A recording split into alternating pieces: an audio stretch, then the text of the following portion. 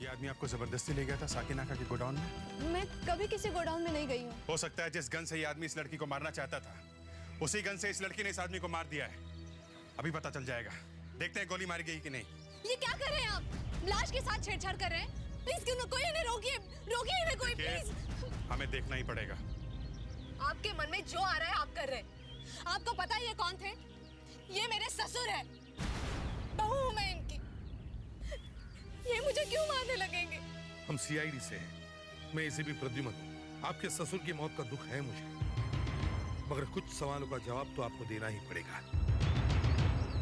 आपका नाम सुषमाया है? जी। कल रात आप कहाँ थी? हॉस्पिटल में। कल रात इनका एक्सीडेंट हो गया था, इसलिए उन्हें वहां लेके गए थे। एक्सीडेंट? इनका एक्सीडेंट कब हुआ?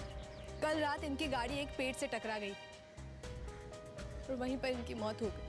अगर ये आदमी आपको जान से मारना नहीं चाहता था और अगर इस आदमी ने आपको जबरदस्ती उस कार में नहीं बिठाया, तो फिर आपके लाइब्रेरी कार्ड का टुकड़ा उस कार में कहां से आया? जो कार हमें साकिनाका गोडाउन के पास मिली थी, उस कार को इंस्पेक्टर अभिजीत ने चेस किया था। मुझे मालूम है आपके पास इस सवाल का जवाब नहीं है। I am sorry. Kiran ji के मौत पर हमें शक है। सुधाकर फ्रेडरिक्स, बॉडी को पोस्टमार्टम के लिए ले जाने का इंतजाम करो। प्लीज कोई इन्हें रोकिए ना। देखिए, आप ऐसा नहीं कर सकते। आप पुलिस महाराज का कुछ भी कर सकते हैं। आप लोग बहुत गलत काम कर रहे हैं। हम किरण जी की लाश नहीं ले जाने देंगे यहाँ से। ये एक खून का मामला है, मर्डर। आप बीच में ना पड़े तो अच्छा है। इस मौत के पीछे कोई ना कोई बात जरूर है, कोई ना कोई कहानी है जो हम ढूंढना चाहते हैं। आपका शक बिल्कुल सही है। इस आदमी की मौत कार के एक्सीडेंट से नहीं हुई है। फिर? इस आदमी के सर पर ये देखिए सर, ये देखिए गहरे घाव का निशान है। मगर ये घाव किसी गाड़ी के एक्सीडेंट से भी तो हो सकता है। हो सकता है, मगर ये घाव एक्सीडेंट के पहले का है और इसी घाव से इस आदमी की मौत हुई। तो पहले इसे मारा गया और बाद में इसका एक्सीडेंट किया गया। मतलब ये दिखाने की कोशिश की गई कि इसका एक्सीडेंट हुआ है। जी, ये देखिए सर, मैंने मिस्टर किरण के सिर का स्कैन किया है। ये देखिए, खोपड़ी के अंदर ब्रेन में पीछे चोट लगी है। सर, जब कार का एक्सीडेंट होता है तो उसके झटके से शरीर पहले आगे की ओर फेंका जाता है, फिर शरीर पीछे आता है।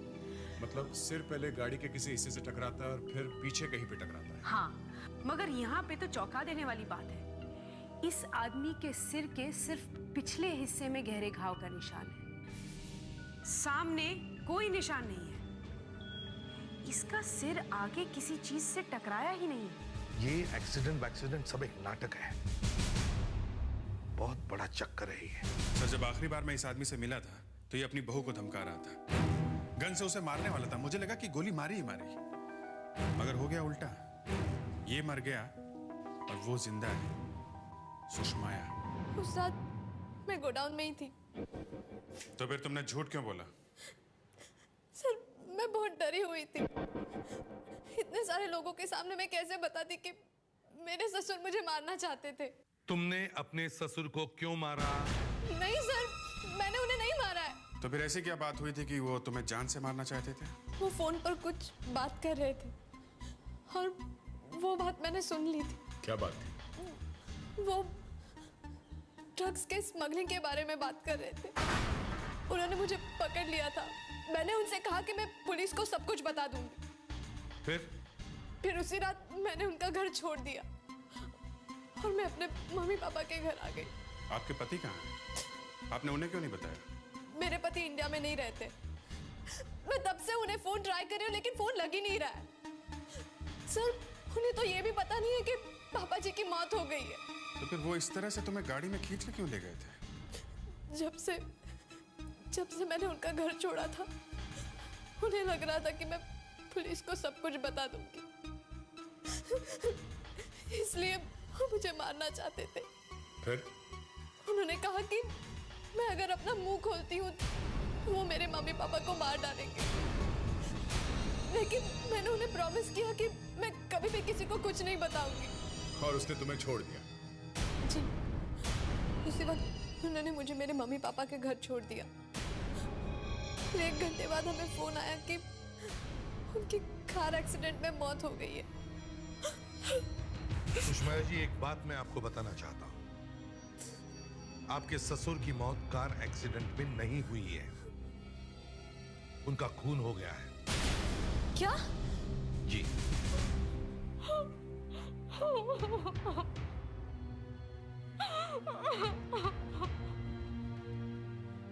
मुझे इस लड़की की बात पर बिल्कुल विश्वास नहीं है, ये झूठ बोल रही है। सर, तुम फौरन वहां जाओ जहां गाड़ी का एक्सीडेंट हुआ है। और अभिजीत, तुम डॉक्टर के पास जाओ, अपने सिर का चेकअप करवाओ। इस तरह से बार बार चक्कर आना अच्छी बात नहीं है। तुम्हारे ब्रेन में थोड़ी स्वेलिंग है। किस्मत अच्छी है कि ज्यादा नुकसान नहीं हुआ। ये चोट तुम्हें कब लगी थी? पता नहीं, शायद 2 हफ्ते पहले।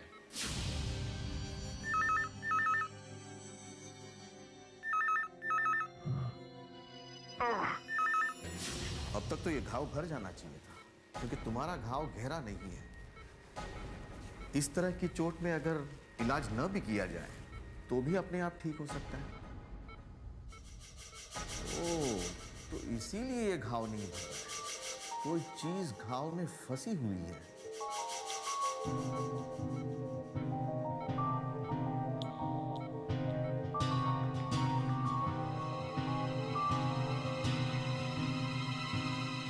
ये तो लकड़ी का छोटा सा टुकड़ा है। डॉक्टर, मैं इस टुकड़े को अपने साथ ले जा सकती हूँ? जी हाँ, क्यों नहीं। अदिति, अभी हमें एक्सीडेंट साइट पर जाना है, दया के पास। सर, आप जाइए, मुझे कुछ और काम है। ठीक है। Thank you doctor, thank you very much. Sir, मुझे आपके बाल का एक सैंपल चाहिए। बाल? अदिति, तुम बिना बताए मेरे घर में घुसी, मेरे जूतों के प्रिंट लिए। तुमने ये साबित कर दिया कि उस रात मैं रिया के घर में था। वैसे ये सच भी है। और अब तुम्हें मेरे बाल क्यों चाहिए? क्या तुम मुझे फांसी पर चढ़ा के मानोगी? ये आप क्या कह रहे हैं सर? मुझे तो कुछ मैच करके देखना है, बस। जो करना है करो। तुम्हें मेरे बाल का सैंपल चाहिए?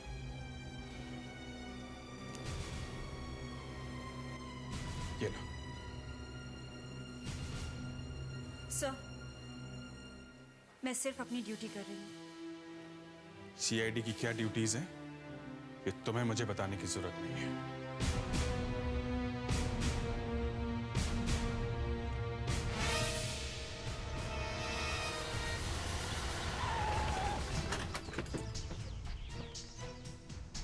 हाँ जी। बस कार इस पेड़ से टकराई थी। गाड़ी की हालत काफी खराब है, बुरी तरह से टूट फूट गई है। सामने का हिस्सा तो पूरा पिचक गया है। मतलब काफी स्पीड में होगी। गाड़ी को देख के तो यही लगता है। स्पीड को देख के तो नहीं लगता कि कार की इतनी बुरी हालत हुई होगी। पेड़ को तो ज्यादा चोट लगी हुई नहीं दिखती है।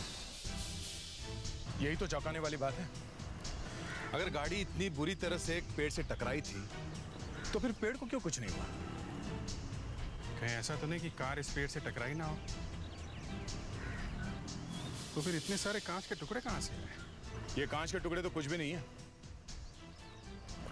इससे भी ज्यादा टुकड़े कार के अंदर से मिले हैं। मेरे कार के अंदर से? एक्सीडेंट की वजह से अगर आदमी का सर विंड स्क्रीन से टकराएगा तो कांच के टुकड़े उड़ के बाहर की तरफ गिरेंगे ना। इतने सारे कांच के टुकड़े कार के अंदर? ये भी तो हो सकता है कि आदमी का सिर विंडस्क्रीन से टकराया ही ना हो, बल्कि टकराने की वजह से गाड़ी के सामने का कांच टूटा और कांच के सारे टुकड़े अंदर आ गए। मतलब आदमी भी अंदर और कांच भी अंदर? हाँ बिल्कुल।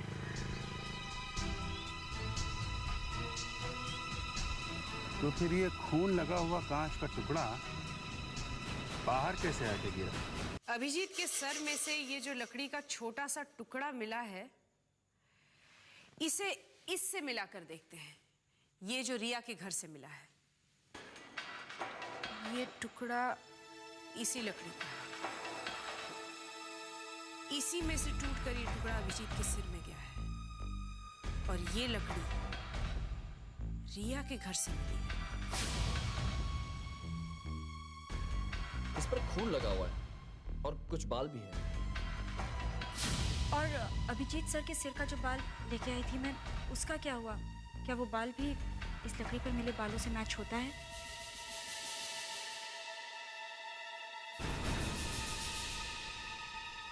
दोनों बाल मैच हो रहे हैं। मतलब रिया के घर पर मिली लकड़ी पर जो बाल हैं वो अभिजीत सर के ही हैं। है ना? कैसे हो सकता है ये? विंड स्क्रीन का कांच टूट के अंदर बैठे आदमी को लगा है, तो खून लगा हुआ कांच का टुकड़ा भी अंदर ही होना चाहिए ना? हाँ बिल्कुल। इस एक्सीडेंट की कहानी में गड़बड़ जरूर है। सर यहाँ ये आप एड्रेस ये देखिए, इस पे खून लगा हुआ है। टिश्यू पेपर का शेप देख के लगता है किसी ने इस पे अपने हाथ पोंछे और फिर इसे यहाँ फेंक दिया। इस पे कुछ छपा हुआ है, किसी होटल का टिश्यू पेपर लगता है। क्या लिखा? Congratulations on the merger. 2 कंपनियों के मिलाप पे बधाई। सनशाइन इंटरनेशनल 3 सितंबर 2004। ये तो वही होटल है ना जहाँ पे 3 सितंबर को एक कॉर्पोरेट पार्टी हो रही थी? और इसी होटल से चंदमाना की कार चोरी हो गई थी। सर कल रात में मैं एक होटल में पार्टी के लिए गई थी। तकरीबन 11 बजे जब मैं बाहर लौटी तो गाड़ी गायब थी, चोरी हो गई थी। सुधाकर तुम ऐसा करो, उस रात मतलब 3 सितंबर की रात को सनशाइन इंटरनेशनल होटल में जो पार्टी हुई थी, उस पार्टी में आए मेहमानों की लिस्ट वहाँ होटल से मांगो। पता करो कौन कौन आया था वहाँ। और ये कांच हम लोग फॉरेंसिक लैब में लेके चलते हैं, शायद कांच पे लगा खून कुछ बता दे।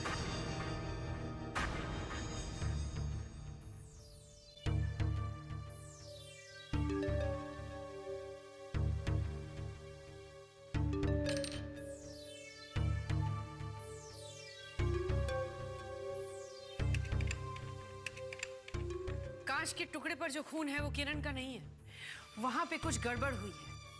और आप लोग ये टिश्यू पेपर जो वहां से उठा कर लाए हैं, इस पर लगा हुआ खून और कांच पे लगा हुआ खून एकदम मिलता है। इसका मतलब है कोई और आदमी भी था वहां पे और उसी ने किरण को मारा है। वहां कोई एक्सीडेंट नहीं हुआ है। वो आदमी जब किरण की मौत को एक्सीडेंट दिखाने के लिए कार के शीशे तोड़ रहा था, तब उसका हाथ कट गया और उसने इस टिश्यू पेपर से अपना हाथ साफ किया है। खूनी ने इस पेपर से अपना हाथ पोंछा है और इस पेपर पे होटल सनशाइन का नाम छपा हुआ है। तो हो सकता है वो आदमी होटल सनशाइन से ही आया होगा। हो सकता है वो उस पार्टी में से आया हो जो उस होटल में चल रही थी। हाँ, वो आदमी उस पार्टी में से ही आया होगा और पार्टी बड़ी हंगामेदार भी थी। पहले मिसेस चंद्रमणा की कार चोरी हो गई। कार चोरी की किरण ने, फिर वो सुषमा को उस कार में जबरदस्ती लेके गया और उसे जान से मारने की कोशिश की। सर, उस पार्टी में जो लोग थे उनके नाम मिल गए सर। मिसेस चंद्रमणा का नाम है, किरण का भी है। ओह माय गॉड, सुषमा भी थी इस पार्टी में। इस लिस्ट में करीब 53 लोगों के नाम हैं। इन सबको यहां बुलाओ और इन सबकी ब्लड टेस्ट करवाओ और देखो कि इस पेपर पर लगे हुए खून से इनमें से किसका खून मैच होता है।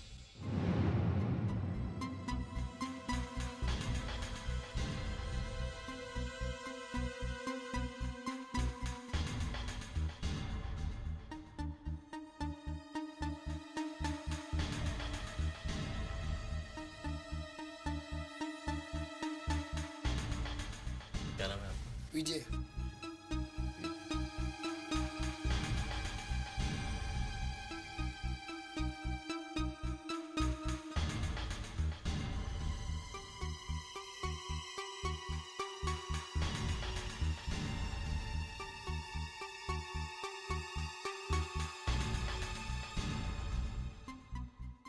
रिया के खून के बारे में आदिति को कुछ ठोस सबूत मिला है, तो चलो मेरे साथ।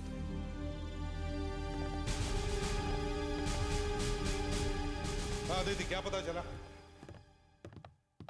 सर, ये देखिए।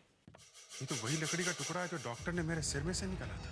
और इस टुकड़े को देखते ही मैं समझ गई थी कि ये कहां से आया होगा। इस रॉड पर लगा हुआ खून तो इस लड़की का है, मगर इस पर लगे हुए बाल इस लड़की के नहीं है। मैंने आपके बाल को उस लकड़ी पर मिले बाल से मिला के देखा, फिर दोनों बाल मैच होते हैं। इसका मतलब है राजशेखर ने उस लकड़ी से अभिजीत के सिर पे मारा और फिर बेहोश अभिजीत की गन निकाल के राजशेखर ने रिया का खून कर दिया। मगर तुम वहां गए क्यों थे? मुझे कुछ याद नहीं है, मुझे नहीं पता सर। मगर मुझे पता है।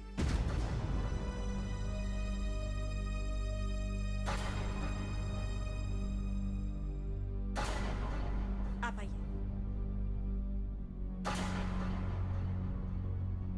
निखिल? तुम जानते हो इसे? हाँ सर, ये मेरा बहुत पुराना दोस्त है। तुम्हारा इस केस से क्या लेने देना? मैं बताती हूँ। उस दिन मैंने रिया की सारी फोन डायरीज चेक की और उनमें मुझे अभिजीत सर का नंबर मिला। तो रिया ने अभिजीत को फोन किया था? हाँ, मगर उसके ठीक पहले रिया ने इन्हें फोन किया था, निखिल को। रिया को अभिजीत से मैंने ही मिलवाया था अपनी बच्चे की बर्थडे पार्टी पर। वो जानती थी कि अभिजीत एक पुलिस ऑफिसर है और जिस रात को रिया का खून हुआ था उसी दिन उसने मुझे फोन भी किया था। हेलो निखिल, मुझे एक आदमी राजशेखर बहुत परेशान कर रहा है। मुझे तुम्हारी मदद की जरूरत है। हाँ बोलो। वो जो तुम्हारा दोस्त है ना, पुलिस ऑफिसर। कौन? अभिजीत? हाँ, उसे प्लीज कहो ना इस राजशेखर को जरा धमका दे। मैंने उससे कहा कि अभिजीत ऐसा आदमी नहीं है, लेकिन वो जबरदस्ती मुझसे अभिजीत का नंबर मांगने लगी और मुझे देना पड़ा। शायद उसने मुझे फोन किया होगा, इसीलिए रिया का एड्रेस मेरे पास लिखा हुआ था।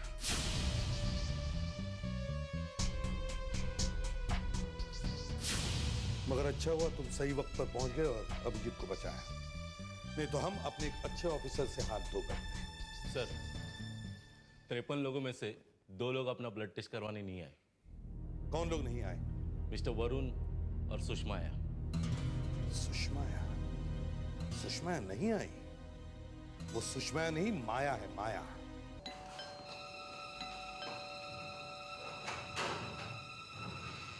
सुषमाया जी घर में है?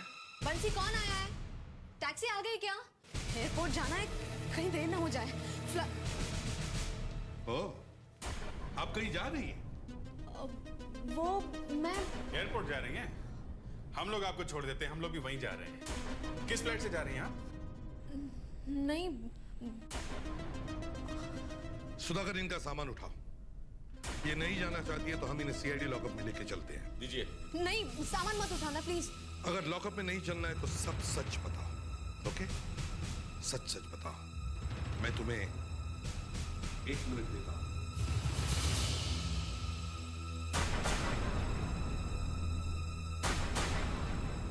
बहुत झूठ बोला है तुमने, बहुत ड्रामा किया है। अदिति, इन्हें ब्यूरो में लेके चलो, वहां ये अपने आप सच सच बता देगी। नहीं, प्लीज मुझे ब्यूरो में मत लेके जाइए। मैं सब कुछ सच सच बता दूंगी। मैंने ही अपने ससुर को मार डाला है। वो मुझे मारना चाहते थे, लेकिन मैंने उन्हें मार दिया। और फिर उनकी लाश को कार में डालकर एक पेड़ से टकरा दी, जिससे ये लगे कि किरण एक्सीडेंट में मारे गए। You are under arrest. नहीं, उसने कुछ नहीं किया। किरण को मैंने मारा। नहीं पापा, आप कुछ मत कहिए, प्लीज कुछ मत कहिए। तुम चुप रहो। सर, मैं सुषमाया का पिता हूं, इसने कुछ नहीं किया। आप प्लीज इसे छोड़ दीजिए, मैं आपको सब कुछ बताता हूं। पापा प्लीज आप कुछ मत कहिए, प्लीज कुछ मत कहिए। बोलने दो बेटा, बोलने दो मुझे। उस रात सनशाइन इंटरनेशनल होटल में पार्टी थी। उस पार्टी में किरण और सुषमाया के साथ मैं भी था। फिर पार्टी में मैंने अपने ससुर की बातें सुन ली थी। वो फोन पर किसी से ड्रग्स के बारे में बातें कर रहे थे। 50,000 के मेंटेक्स की टैबलेट्स का बंदोबस्त कर सकता हूं। हाँ, नहीं, मैं वहां नहीं आ सकता, तुम्हें यहां आना होगा। Okay, all the best.